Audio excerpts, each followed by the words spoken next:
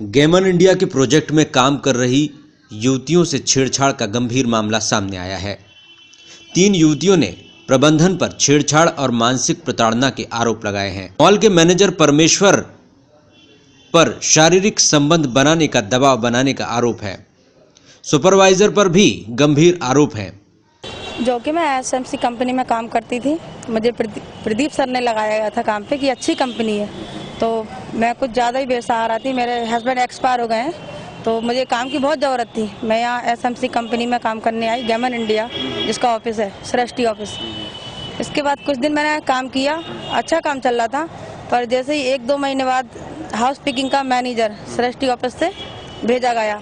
इसके बाद 1 आध हफ्ते उस मैनेजर ने अच्छे से काम किया, सबको अच्छा माना, जाना, समझा। फिर इसके बाद ना जाने उसको ऐसा मेरे बारे में पूछा, तुम्हारे पति क्या करते हैं, तुम कहाँ रहती हो, तुम्हारे बच्चे कितने हैं। तो मुझे लगा कि सर पूछ रहे हैं, तो मैंने बता दिया कि मेरे हस्बैंड एक्सपायर हैं और मेरे 2 बेटे हैं, मैं करोल से आती हूँ। इसके बाद मुझसे कहने लगी तुम्हारे हस्बैंड एक्सपायर हो गए हैं, तुम हमारे काम आओ, हम तुम्हारे काम आएंगे, तो तुम्हारा भी घर चलेगा।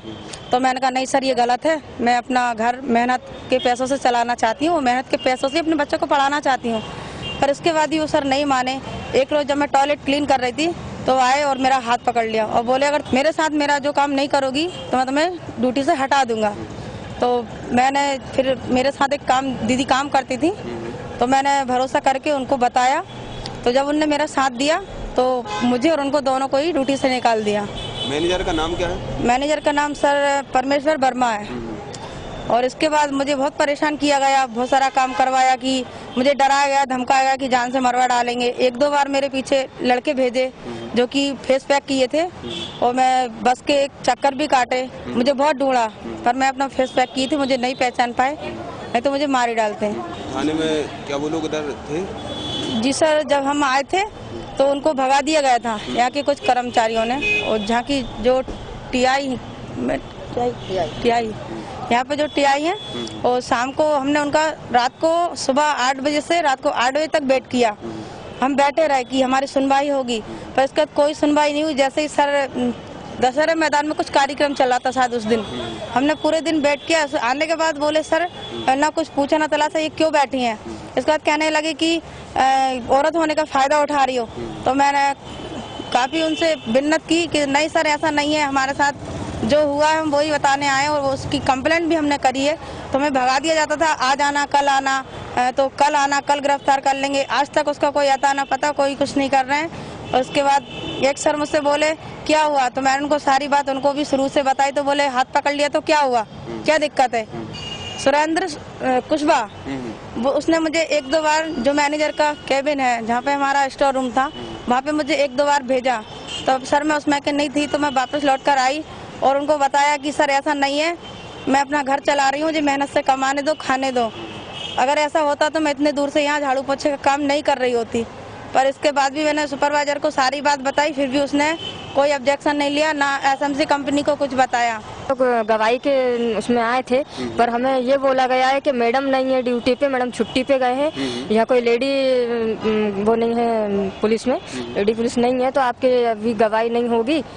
और ऐसा बोल के और मना कर दिया है। हम सब बैठे हैं, सुबह कितने 2 बजे से आए ना, 2 बजे से आए हैं सर। मैंने इन लड़कियों की, जो मैं भी वहीं पर काम करती हूँ, और मुझे भी निकाल दिया गया क्योंकि मैं इन लड़कियों के साथ में गवाही दे रही हूँ, इनका साथ दे रही हूँ। तो मुझे भी बोला गया है कि आपको नौकरी करना है या नहीं, आपको निकाल दिया जाएगा, आप इनका साथ मत दो, ये लड़कियाँ गलत हैं। और मुझे भी निकाल दिया है वहाँ से। मैं भी बेरोजगार हूँ आज, और हमारा अभी तक ना कोई इंसाफ नहीं हुआ है, ना ही आरोपी को पकड़ा गया है। और हम चाहते हैं कि हमें न्याय मिलना चाहिए।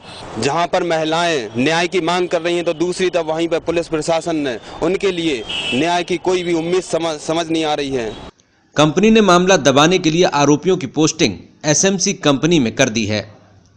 2 आरोपियों पर मामला दर्ज किया गया है। युवतियों ने पुलिस पर भी मामला दबाने की कोशिश करने का आरोप लगाया है। इधर पुलिस ने कहा है कि छानबीन के बाद ही आरोपियों की अरेस्टिंग की जाएगी। कल जो एक मामला सामने आया, 3 महिलाओं ने आपत्तिजनक अपराध दर्ज करवाया थाने में, उसमें आपका क्या कहना है? उसमें कहना हमारा ये है कि वो एक्चुअली हमारी कंपनी का मामला नहीं था। हमने जिनको हायर किया हुआ साफ़ सफाई के लिए उस कंपनी का मामला था और उसी कंपनी की महिलाएं भी थी और जिस पे आरोप लगाए गए वो उसी कंपनी का एम्प्लॉय था। सर्विस मास्टर क्लीन नामक कंपनी है जिसको हमने यहाँ पर ठेका दिया हुआ साफ़ सफाई का। तो उसमें वो ये चाह रहे थे कि हमने भी इंटरफेयर किया उसमें, लेकिन एक्चुअली कंपनी के एम्प्लॉय नहीं आए थे क्योंकि उनकी रिस्पॉन्सिबिलिटी थी कि उनको आना था। इसलिए हम लोग वहाँ जाकर और कोऑर्डिनेट कर रहे थे कि भाई क्या गलत हुआ या क्या सही हुआ है। प्रोजेक्ट आपका है तो आपकी रिस्पॉन्सिबिलिटी नहीं बनती है क्या? इसलिए बिल्कुल बनती है और इसीलिए हम लोग गए थे। आपने देखा होगा जब आप शाम को थे तो हम वहीं थे। हमारी पूरी रिस्पॉन्सिबिलिटी है और इसीलिए हमने कोऑर्डिनेट भी किया लड़कियों से और उसके कंपनी के एम्प्लॉइयों को भी बुला के उनसे कोऑर्डिनेट करवाया।